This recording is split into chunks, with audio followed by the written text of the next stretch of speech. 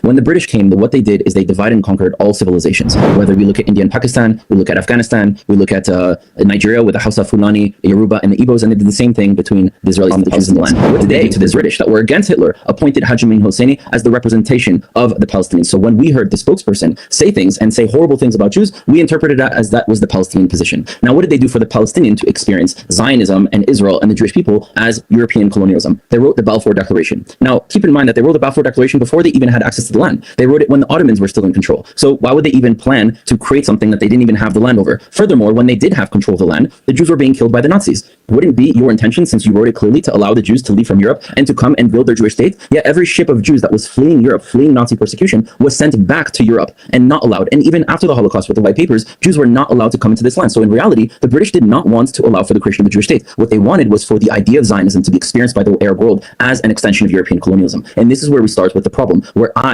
and my population starts to experience your population as the source of our problem, and vice versa.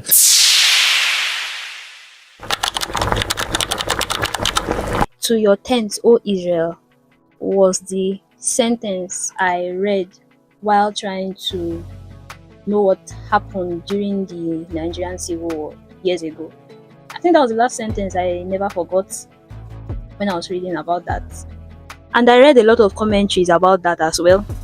A lot of people saying that I heard from this side, this Igbos say they are Israel, they are Jews. Then the other tribes heard them saying that there's nothing like Jew, you're not a Jew. So I finalized everything with the thought of, if we were the Jews or whatever, our skin not supposed to be like the Caucasians, because if you check Israel in comparison to Nigeria, majority of the inhabitants there are white and we are dark skinned. So how can the Igbos be Israelites? Like, so I just throw away that thought. I'm like, it can never be true. But still, I still had a pending thought. I still had something in me that was like, it might be, it might not be. Why I still had that thought was like, because if you are in Nigeria as an Igbo person, there's no how you would not, maybe if you come out of your own tribe where they know you try to live in another state that is not the same tribe with where you are, you're definitely going to feel a reception. You're definitely going to get a kind of reception. It might be hostile at times, and this might not be the same experience for everyone, but for majority I know. And in Nigeria, of course, there is marginalization going on for a certain kind of tribe. I don't want to say much on that, but you know what it is. So that thought kind of made me liken the suffering to what the Israelites had, not just about the Bible, but about the Holocaust they as well went through with Hitler, right? If they are going through this suffering, it's kind of synonymous with what this tribe is also going through in this context. Apart from the Igbos always complaining that they need their own state and all of that, there are other tribes that have, should I say people, there are other people, not Igbos really, that have as well been complaining that they need this separation. And what has Lord Lugard done? Lord Lugard has done chaos. Like, if you really look at it, they put tribes together that really have nothing to do with each other.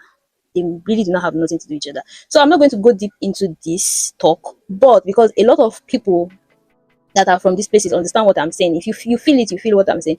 As time went on, I kind of kept this thoughts at the back of my mind, because of course the first thing that will come to your head is like, they are white, you are dark. Definitely don't have anything to do. It's just a message. It's a meat. It's a whatever.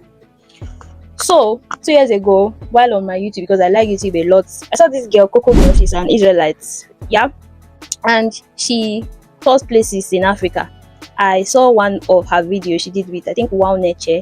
They went all the way to Ogidi. But if I check her YouTube now, I don't find YouTube videos about the touring she did in Nigeria, especially. I think because she had had some kind of backlash about those videos, that she was not representing Nigerians well. So I think that would be the reason why she would remove that and all of that. But I think I saw one video of how Wow Nature went all the way to Ogidi, that's in Anambra State, to experience the Jews there. And I was taken aback that there are actually Jews in Ogidi. Like, there are actually Jews that read this Torah, that it has been their life for, they claim, more than 4,000 to 5,000 years, right? It has been their life. That's what they do. Just like how the Israelites read their Torah, kind of like the lifestyle they have with the religion. They practice it all there. I was like, are you kidding me? So then the thought again that I kept back in my mind came, and I'm like, so people are actually practicing this. It's not like it's a joke. It's not like it's a... So I started researching for that, right? And I stumbled on this video. Actually, my main project that I'm doing in my life is bringing back the rest of the tribes of Israel in Africa, not just the Ethiopians, but the Igbos in Nigeria. My DNA comes back almost entirely Canaanite, okay? If an Ashkenazi Jew takes that same DNA test, their DNA comes back entirely European. So talk to me about how you think this is an indigenous, your people are indigenous. Sure. So I love how you brought up the Torah, and so since we're using the Torah, let's go from the beginning, okay? So you have Noah, who has the ark and has several children. One of those children is called Shem. Shem becomes the father of the Semites, right? All the Semitic peoples are descended from Shem. Then there's another son called Ham. Ham has eventually a descendant called Canaan, who's born in Africa. Eventually, the Canaanites descend from Africans who are living at that region. The Canaanites eventually take the land. Okay. So it's like going back to Noah's time, and that is beyond AD. That's in the BC. I'm like, this is heavy work if you were to go back in time. Bro, how do you do this? Of the descendants of Shem, which are the Hebrews. The descendant of Shem is Ever. The descendant of Ever are the Ivrim, the Hebrews. The Canaanites actually take the land of the Hebrews, which causes the Hebrews to be displaced. That is why Abraham is born in displacement. He's actually the first Zionist. He's the first Jew returning to his ancestral homeland and being able to live there, but doesn't yet to have control over the land because the Canaanites still control. Fast forward 2 generations later to the 12 tribes. So now you talked about DNA. There's no such thing really as Canaanite DNA. They found individual... Oh, I fact checked that. And that is definitely what the archaeologists would think if they try exhuming the bodies. They would just think that they are the Canaanites, and actually they are not. So let him explain. Where Palestinians That's exactly what I'm going to answer. When you look into the ground and you find bones, they are assuming that this is not a Hebrew population, that this is a Canaanite population. Why? Because people are using the Torah and saying, oh, before it was the land of the Hebrews, it was Canaanites. But before it was Canaanites, it was the land of the Hebrews. So people are assuming that the DNA found in that area has to be Canaanite. So why did geneticist from Johns Hopkins says that a majority of the Jewish people in Israel do not have a connection to the Middle East? And I really hope I'm fact checked on this. His name is El-Haik, and he's from Johns Hopkins and is an Israeli geneticist. In the American Journal of Human Genetics, you can find the scientists like Nebel, Hammer, and Behar. I suggest everyone looks at it, and you can see that 60% of Palestinians descend from Jews. I got that issue also with Reddit, right? I also check Reddit, and Reddit says that in Israel they stopped the DNA. So he has counteracted that. That's Rudy. In this talk, this is Rudy, an activist in Israel that is trying to bring the lost tribes back. And his claim is that, because I'm going to play how he came into Nigeria, and his aim is to reunite the lost tribes, that they found 2.5 tribes and 9.5 is left. And if you are a Christian, you go to the Bible, you know that there are 12 tribes. So I'm like, you are aiming to find the rest tribes that have been displaced all over the earth. Since the time of Noah, they said there is now a heritage something DNA that conducts DNA in Israel, and people can go and check their DNA there. So all those talks of Israel not align DNA, they actually aligned the DNA test. Let's have a listen of what really transpired when he came to Nigeria. These are activists that are from Israel. Roddy Rushman, he's an activist from Israel that is trying to document the lost tribes of Israel, that he has found two. And if you are conversant with the Bible that talks about the 12 tribes of Israel, the Levi, blah blah blah, and if you are conversant with the times of the prophets in the Bible, where there is north and south of Israel, and both of them were conquered, one by the Babylonians and the other by the Assyrians. So the tribes that are currently in Israel are the 2.5 tribes, while the rest that have been displaced, this activist and some of his members on his teams are trying to document and find them all around the world, which I feel is a lot of work. But already there are tribes already in existence practicing Judaism already, so it would not make them hard to find, and they would have to conduct their analysis and DNA to really know if they really are the lost tribes. So let's look into this more.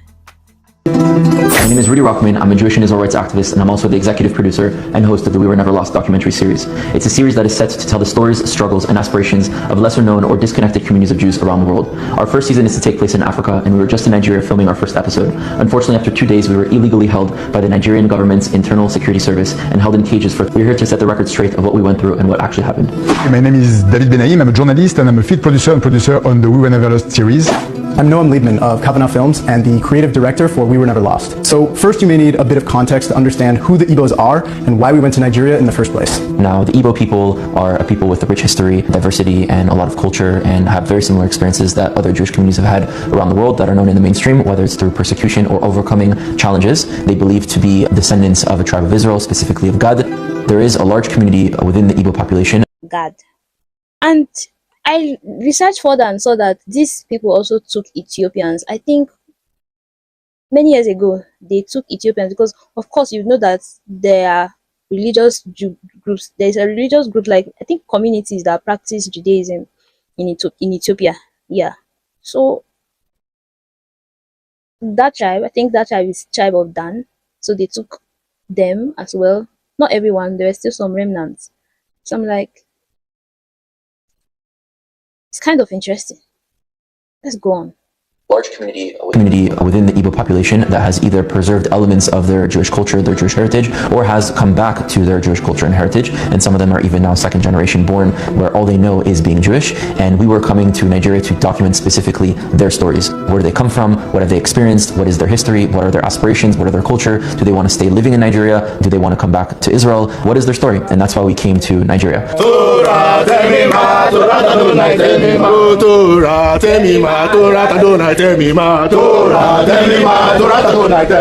Okay, so starting from the beginning, we arrived in Nigeria and spent the first 2 days filming in a village called Ogidi. The amazing community that welcomed us with open arms, like cooked us food and introduced us to their way of living their Jewish life, the way they were praying every single morning. Even though we only had 2 days, we got to experience how charismatic, intelligent, hardworking, and knowledgeable in Torah that this community is. At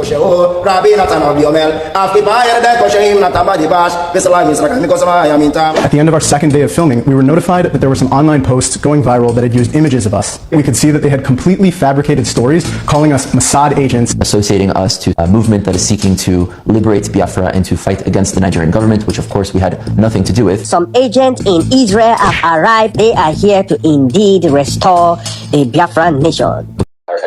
That kind of voice, the tone in that voice, you already know what's up. For people that understand where I'm coming from, those kind of people. So, man.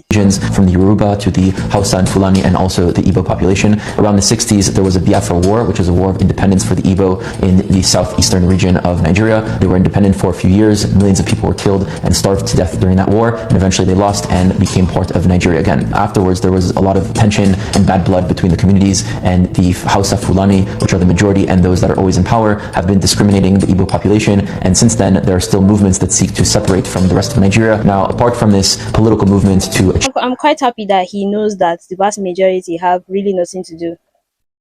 They actually have nothing to do. People just want to live their lives. It's not a sin that this has been what some communities have been practicing for a long time. And people just misunderstand the situation. And I don't want to say much because we know why they have this circumstance, right? So let's just go on. These bloggers had seen we were bringing a Sefer Torah as a gift to the youth community and proceeded to make a fake claim that our efforts were connected to the separatist movement and that when a Torah arrives, it's a sign of their movement. This claim doesn't even make sense because there are already several Sefer Torahs throughout the region. The DSS decided to get involved. The DSS is the Secret Service, the Interior Defense of Nigeria. They show up at our hotel at 7 a.m. Friday morning with about 10 heavily armed men in black ski masks and tell us that we need to come with them. They took our phones, they took our passports, and they took our freedom for the following 20 days. Of course, we were coming in with no bad intentions, and we were innocent the entire time, so we didn't think much of it. We thought that we'd just come in for an hour, answer some questions, we'd show them what we're about and what we were planning to do, and that we'd be able to continue and to proceed with the project. Eventually, they started taking us one by one and interrogating us in ways that they would just accuse us when asking a question of us being there for malicious reasons. Of course, we had nothing to hide, so we all answered with the truth that our project had nothing to do with any sort of political movement, that we were there to document the beautiful lives and the culture of the Igbo Jewish community in Nigeria. Firstly, I don't think that you've fully explained why Jews in other parts of the world have been quite reluctant to engage with Igbo Jews. In my experience, one of the issues is that the Igbo attempts to engage with Jewish communities in other parts of the world, I'm talking about the UK, are actually often quite political in nature more than religious or spiritual. And I'd like to ask you particularly about the role of Nnamdi Kanu in promoting Judaism amongst Igbo people. You made some observations. You said that you don't think I explained very well why Jews have been reluctant to engage with Igbos. Yes. Are you familiar with what I'm going to say now?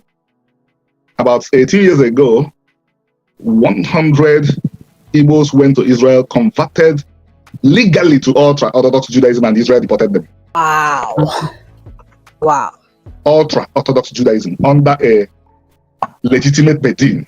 Not just Judaism, but ultra-Orthodox. And Israel deported them, forcing some Jews in America to write that the state of Israel should send 4 ministers to Igbo land, to go to Igbo land, apologize to all the synagogues, apologize to the Igbo people, and fly back those 100 persons to Israel as heroes of Zion. Nobody listened. And if Russians who cannot prove any connection to Judaism or to Israel became Israeli citizens, and the Igbos who became ultra-Orthodox Jews and accordingly no longer Igbos but Jews were rejected, I think my position that color is the issue matters. Then you talked about Nnamdi Kanu's. Can you repeat the question around him again? Yeah, just like I said, when I researched further, I still had this thought troubling in my mind. I was like, if you say the Igbos are Israelites, with the way you go back in time to try to connect the lost tribes, right? Why were some of them that went to your country deported back, right? Meaning that this project, this concept, not all people in Israel are cool with it. Then that's what I feel it means. Not everyone is cool with it, and it definitely is because of the color of the skin. So yeah, because my God, that you're not my skin, scared of you and all that. So in trying to put the lost tribes, trying to connect all of that, you're definitely going to come across them in Africa, and this is what you're going to experience. I think this is what you're going to keep seeing. So if this is going to keep happening, how would the tribes be connected? So let's just go on. I've researched on this a lot, and I'm like, skin color is definitely the issue. Yeah, and a whole lot, but majorly skin color. I think we need some honesty here. Ojoku looked for support. Yes. Probably what happened during the 1960s from the Civil War. Once I heard that person speak, I was like, definitely what has been going on with the Igbos and why they've been marginalized, in the country they are in, from everything he had said, you could see that if you can go back to this very video and watch from the beginning to the end, this Dr. Remy, who has been trying to talk about how the culture they have, the Igbo culture and the Jewish culture they've been having and he has been practicing, looks a lot like, it's similar. Everything they practice is what the Jewish people practice, even with their Torah and all of that. So the thought of they are better, this is that. Of course, I know it's going to. Of course, that's what just jumped out from that very individual when I skipped towards the end, and I immediately knew what was going on is the problem we have. And I'm very happy that when they came and when they experienced all the experience and they went back, they knew what was happening, because these people know what is happening. You cannot tell them otherwise. There's the news, there's the media, there's current event, there's everything happening. So even though you are telling them, oh, we are not part of this group that is meant to push everybody down, we are not this, we are not that, you're definitely going to tell by the news, tell by the history, tell by how everything came about. Go back to the time they did the Civil War, check it out. And of course, they used the help of the Israelites during that time, but does it mean that they just manufactured the Judaism or they have been practicing it before then? So that's just the question. And he has been talking about how the practice is similar to Judaism. But, there just has to be someone, citizen or whatever, that has to bring out that it just comes out. It just comes out. It just comes out from them. This kind of people, it just comes out. There's no fighting. It just comes out that, oh, you think you're better. The inferiority complex always comes out without you making it come out. It just comes out. No one is talking about being better than the other person, but you have to bring that person is making you feel less, just like that. I think people don't understand what I'm saying. So let's just go on. There are lots of bright people in Africa. The Jews are not the brightest. They're not, the leading. It just comes out. That's all you have to deal with.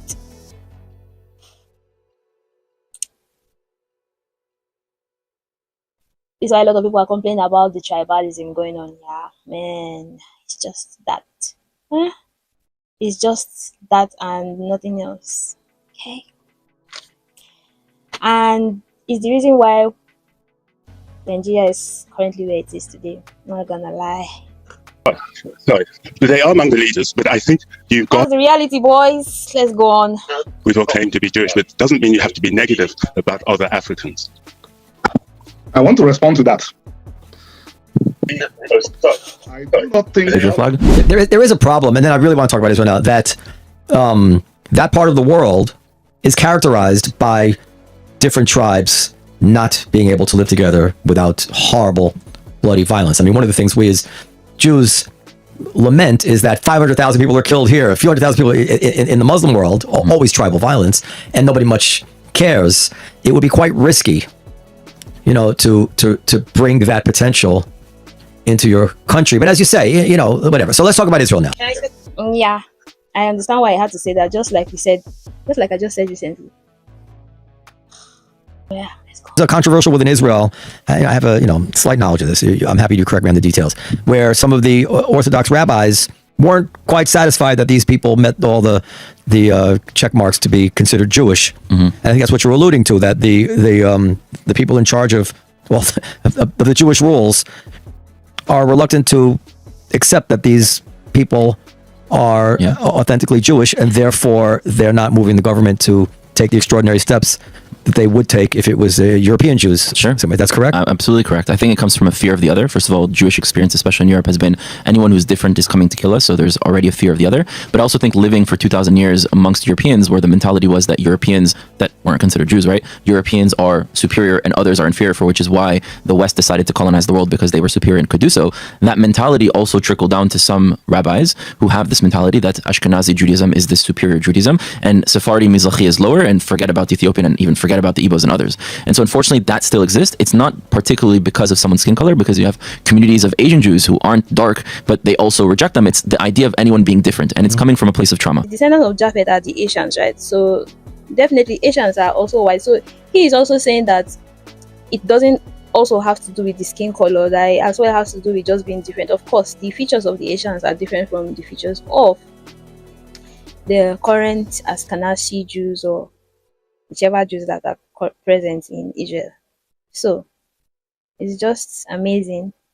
It just shows that this is his concept, and not every rabbi or every Israelite, dear in Israel, is okay with finding lost tribes. So yeah, let's just go on to change that. Now, something if talking about the Ethiopian community that where we need to bring some nuance is they were allowed to start coming back home in 1979. The narrative that we're all taught, and I was taught this narrative as well, is that they're suffering and Israel came and saved the day. And they were suffering, and those that were able to come back were saved. However, they were suffering all throughout the 70s, all throughout the 60s, all throughout the 50s and 40s and so on, because every Jewish experience were being persecuted everywhere in the world. That's a constant experience we had. So why did we wait till 1979 to do something about it? Wasn't famine really setting to give approval to these communities? Well, a few years before, the United Nations passes a resolution equating Zionism to racism. And so the politicians realized, well, if we bring back black Jews, the world won't call us racist. And that's why the Ethiopian Jews okay at that time. Now, it's great that they were brought, but there's many more to be brought. And I don't see me going to a politician and explaining to them that we have tremendous implications. Another area in Africa, you have something big happening is in Nigeria. You have the Igbo people, or Igbo, pronounced either way. There's 40 million of them, also Christians, like I spoke about before, how that could happen to the children of Israel very easily. But also a lot of them are now coming out and converting back or adopting the rules of the Torah without all the paganism that they've been practicing for hundreds of years. There's been books written about it from scholars in Nigeria, from scholars from the Jewish people. And where it gets interesting is, in America, there was a slave trade. That's the transatlantic slave trade. Igbo people, or Igbo, pronounced either way. There's 40 million of them, also Christians, like I spoke about before. They somehow they still remember who they were, right? And you see some people that came from generations slave trade. You see some people still answering the name their forefathers had. Like some Igbo people are still answering their forefathers' name, and they are Black Americans as well. So they still recognize with their roots. Something here. And the answer is most likely there is something there. And most likely, maybe that they were the original Israelites, and maybe that the Jewish people today who are white, Caucasian people came. And for this rabbi to say these things, I don't know if he's a rabbi or not, but for him to like say it, see, he's not, I don't feel he's saying it with so much confidence and all of that. This could have tremendous implications. Another area in Africa you have something big happening is in Nigeria. It's like, I have to say this. I don't know how they will take this, but I have to say this. There is something there. And most likely, maybe that they were the original Israelites, and maybe that the Jewish people today who are white, Caucasian people came in a little bit later on. We know that some of the greatest sages of the transmission of the Torah were converts from Rome. You have a man named Onkelos who wrote a commentary on the Torah, unprecedented, that we still learn today. He was a convert. Some of the largest pillars on the transmission today were Roman converts. So here we are, I'm speaking, we're Caucasian Jewish people, and now you have people in Africa saying that they're the real coast of the sea. He blessed Japhet and his sons, making them entirely white. This is their book, family, write it down. This is their book.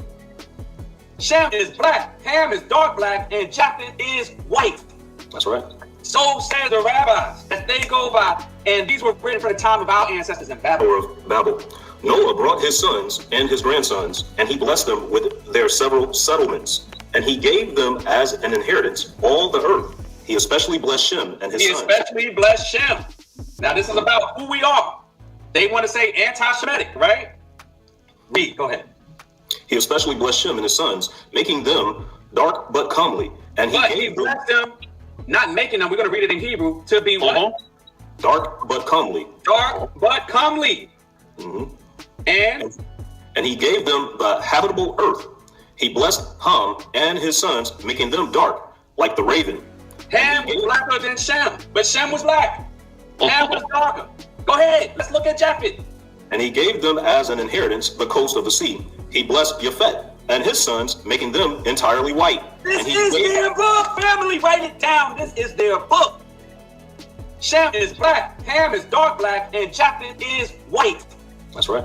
So says the rabbis that they go by, and these were written for the You time. have a huge community in Africa that they know in tradition that they are Hebrews, that they're from child of Abraham and Isaac and Jacob. They know it for sure. You have communities that are running services and prayers by the halakha, keeping Shabbat and eating kosher. They know their roots. Like, you can't argue with them. They're stronger than you. They will tell you who they are. They don't ask you even. And they have the Bible and it's all written over there, and they don't have no problems in life. Except of that we're not able to accept them, to recognize the godliness of the holy tribes that is treasured inside their souls. And you have the problem not recognizing your own brother and not understanding that there's a way to let him back in, because we have today all the power to do that. We have all the sources, we have the land, we have everything we need, except of the key to our hearts that is still missing. The key to our hearts.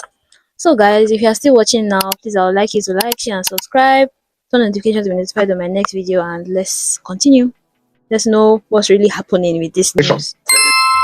When an Igbo traditionally sees a Jew, he thinks he's looking at a blood relation. But when a Jew, an Ashkenazi or Sephardic Jew, is looking at Igbo, because the Igbo comes with a dark color, the Jew thinks he's seeing a black. So this has cut Igbos off from the synagogues. Even though Igbos have an idea that Judaism is an offshoot of the Igbo religion.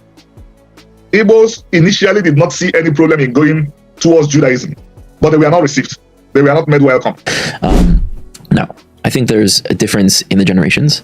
I think millennials and Gen Z, who were raised in a generation that's much more open-minded, that doesn't necessarily see differences based on skin pigmentation, that we're more open-minded to this, which is why I think it's happening now in this generation, because this is the moment that they're going to be accepted. Yeah. Whereas a lot of older generation, this idea is very new and scary, right? It's like, what do you mean? Why is that scary? It's scary because it's different. Okay. It's not just the skin color, it's also the eye shapes. It's scary because it's different to them. And usually that comes more from Ashkenazi Jews. Okay. And the first person they called a Jew was from Benjamin, Mordecai. It's not our identity. Our identity are Hebrew or Israelites. And Hebrew means Igbo. At the end of the day, we are all going to refer to ourselves as the children of Israel. That is who we are. We are not Jews. Okay. I mean, you too. Yeah. I get you. Yep. So this is him fully establishing that the Igbos are Israelites. They are one of the lost tribes, right? They are actually one of the lost tribes. They are the Israelites. So it's amazing. I don't even know if they are even taking him seriously or what, but if there are books on this, there are cultures on this, what I've watched in this video, this particular one, they have the same culture. They have been practicing the same Torah and prayers and everything, just like the Israelites. So it's crazy. It's intriguing, surprising, different shades of surprising. Wow. No, you still have to go back to Nigeria. Yes, exactly. Yeah. So we're I would say about 65% complete with the project. Okay, that's a large part. We filmed most of the episodes except for Nigeria. We have 3 episodes that are fully edited, a 4th that I would say is around like 50%, a 5th that we filmed haven't edited yet, and then the last one that has to be filmed still. Okay, all right. So when are you going back to Nigeria? Can you say? Is it coming up? I don't know yet because there's still a very tricky situation in Israel. Okay. That might require me to be called back. Okay. And I don't want to plan anything until then because I want to be able to go and not be pulled out. Yeah. So we'll see after the summer. So, from what I can think of and maybe conclude, is either because majority of, like if you check the Igbo tribe, majority of them are Christians. I guess that's what they assimilated to when the Europeans come, because you see that the Europeans really have made things worse than it is if you follow through in a way. So what I have to say is a lot of us are Christians, you know, and it's either Jesus is coming to take us back or it's going to happen like this. A lot of us are already Christians and we believe what we practice, you know. And again, I would like to say that there's no contending. The Igbo people, from what I have seen and they are not trying to be the Israelite or whatever. Like the people that practice Judaism in the Igbo land, they know themselves to be Israelite already. There's no second guessing whether they are Jews or whether they were displaced or whether they are trying to convert or whether they are manipulating it. For the people that have been practicing, of course, there are people that have assimilated with other religions and everything. So that's what I have to say. It's usually about, I would say, it could be anywhere from 2 weeks to a month. Okay. So I can't wait for your film with the Rushman. So until then, guys, peace. It's 2032 AD. Stay safe.